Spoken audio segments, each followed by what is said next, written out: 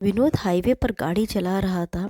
सड़क के किनारे उसे एक 12 से 13 साल तक की लड़की तरबूज बेचती दिखाई दी। विनोद ने गाड़ी रोककर पूछा, तरबूज की क्या रेट है बेटा? लड़की बोली, 50 रुपए का एक तरबूज है साहब। पीछे की सीट पर बैठी विनोद की पत्नी बोली, इतना महंगा तरबूज नहीं लेना जी, चलो यहाँ से। विनोद बोला, महंगा कहाँ है, इसके पास जितने तरबूज हैं कोई भी 5 किलो के कम का नहीं होगा। 50 रुपए का एक ही तो दे रही है, तो 10 रुपए किलो पड़ेगा हमें। बाजार से तो तू 20 रुपए किलो भी ले आती है। विनोद की पत्नी ने कहा, तुम रुको, मुझे मोल भाव करने दो। फिर वह लड़की से बोली, 30 रुपए का एक देना हो तो दे दो, वरना रहने दो। लड़की बोली, 40 रुपए का एक तरबूज तो मैं खरीद कर लाती हूँ आंटी, आप 45 रुपए का एक ले लो, इससे सस्ता तो मैं नहीं दे पाऊँगी। विनोद की पत्नी बोली, झूठ मत बोलो बेटा, सही रेट लगाओ। देखो ये तुम्हारा छोटा भाई है ना, इसी के लिए थोड़ा सस्ता कर दो। उसने खिड़की से झांक कर अपने 4 वर्षीय बेटे की तरफ इशारा करते हुए कहा। सुंदर से बच्चे को देखकर लड़की एक तरबूज हाथ में उठाते हुए गाड़ी के करीब आ गई। फिर लड़के के गालों पर हाथ फेर कर बोली, सचमुच मेरा भाई तो बहुत ही सुंदर है आंटी। विनोद की पत्नी बच्चे से बोली, दीदी को नमस्ते बोलो बेटा। बच्चा बड़े प्यार से, नमस्ते दीदी। लड़की ने गाड़ी की खिड़की खोलकर बच्चे को बाहर निकाल लिया। फिर बोली, तुम्हारा नाम क्या है भैया?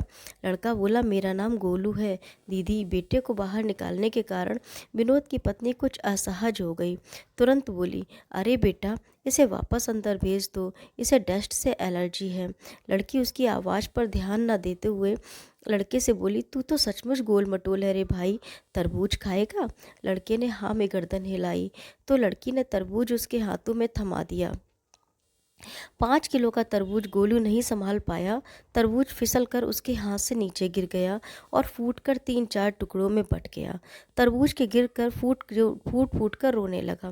लड़की उसे पुचकारते हुए बोली, अरे भाई रो मत, मैं दूसरा लाती हूँ। फिर वह दौड़ कर गई और एक और बड़ा सा तरबूज उठाकर ले आई। जब तक वह तरबूज उठा लाई, इतनी देर में विनोद की पत्नी ने बच्चे को अंदर गाड़ी में खींचकर खिड़की बंद कर ली।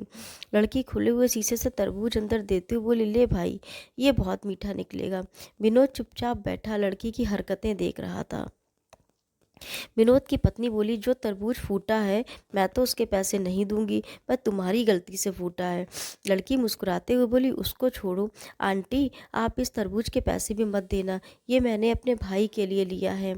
इतना सुनते ही विनोद और उसकी पत्नी दोनों एक साथ चौंक पड़े। विनोद बोले, नहीं बिटिया, तुम अपने दोनों तरबूज पैसे ले लो। फिर 100 का नोट उस लड़की की तरफ बढ़ा दिया। लड़की हाथ के इशारा से मना करते हुए वहाँ से हट गई और अपने बाकी बचे हुए तरबूजों के पास जाकर खड़ी हो गई। विनोद भी उस गाड़ी से निकलकर वहां आ गया था। आते ही बोला, पैसे ले लो बेटा, वरना तुम्हारा बहुत बड़ा नुकसान हो जाएगा। लड़की बोली, माँ कहती है जब बात संबंधों की हो तो हानि लाभ नहीं देखा जाता। आपने गोलू को मेरा भाई बताया, मुझे बहुत अच्छा लगा। मेरा भी एक छोटा सा भाई था, मगर विनोद बोला, क्या हुआ तुम्हारे भाई को? वह बोले, जब वह 2 साल का था तब उसे रात में बुखार हुआ था। सुबह माँ हॉस्पिटल में ले जा पाती, उससे पहले ही उसने दम तोड़ दिया था। मुझे मेरे भाई की बहुत याद आती है। उससे 1 साल पहले पापा भी ऐसे ही हमें छोड़कर गुजर गए थे। विनोद की पत्नी बोली, ले बिटिया, अपने पैसे ले ले। लड़की बोली, पैसे तो नहीं लूँगी आंटी। विनोद की पत्नी गाड़ी में गई, फिर अपने बैग से एक पाजेब की जोड़ी निकाली जो उसने अपनी 8 वर्षीय बेटी के लिए आज ही 3,000 में खरीदी थी।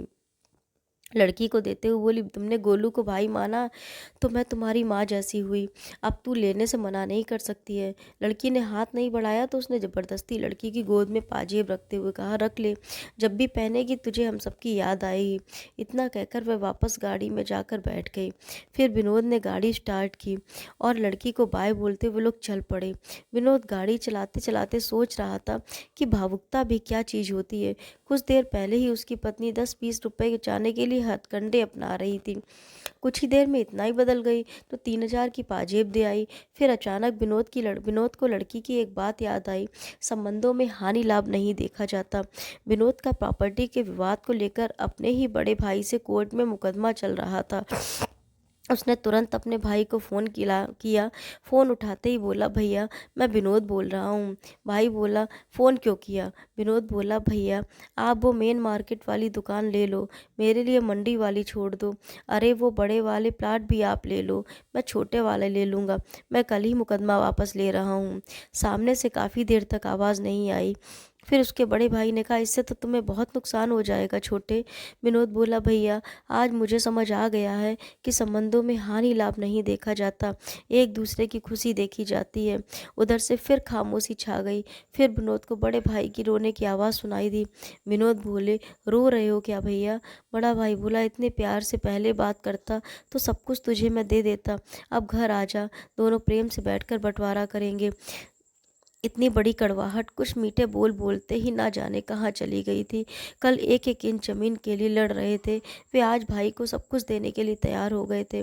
इस इस कहानी से हमें ये सीख मिलती है कि त्याग की भावना रखिए।